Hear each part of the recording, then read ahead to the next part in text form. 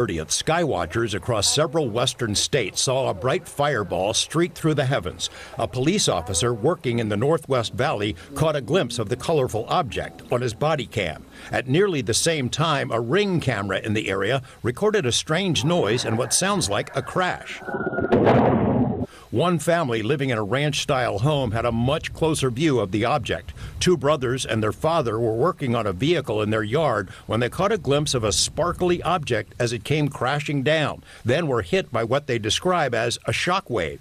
One of the witnesses, a young man named Angel, has stated when the brothers looked into the yard where the object landed, that spot was obscured and blurry, as if by unknown form of camouflage. What they saw next prompted a frantic call to 911. So there's two people or two subjects that are in your backyard? Correct, and they're very large. They're like 8 foot, 9 feet, 10 foot. I don't know. They look like aliens to us. Big eyes. They have big eyes, like I can't explain it. And big mouth. They're shiny eyes, and they're not human. They're 100% they're not human.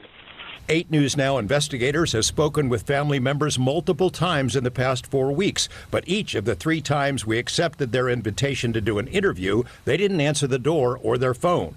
These are some of the claims they've made in other public forums. Multiple family members backed up the story in an initial police report we obtained. Angel says they heard the patter of multiple feet in the yard. They later heard footsteps on their roof. They saw one of the 8-foot-tall creatures climb behind the controls of a large front loader stored in the yard as if trying to engage it. He got a good look at one of the creatures, he said, a greenish-grayish being with large eyes and long legs. He says he could hear its deep breaths, and when he locked eyes, he was, in essence, frozen in place, couldn't move.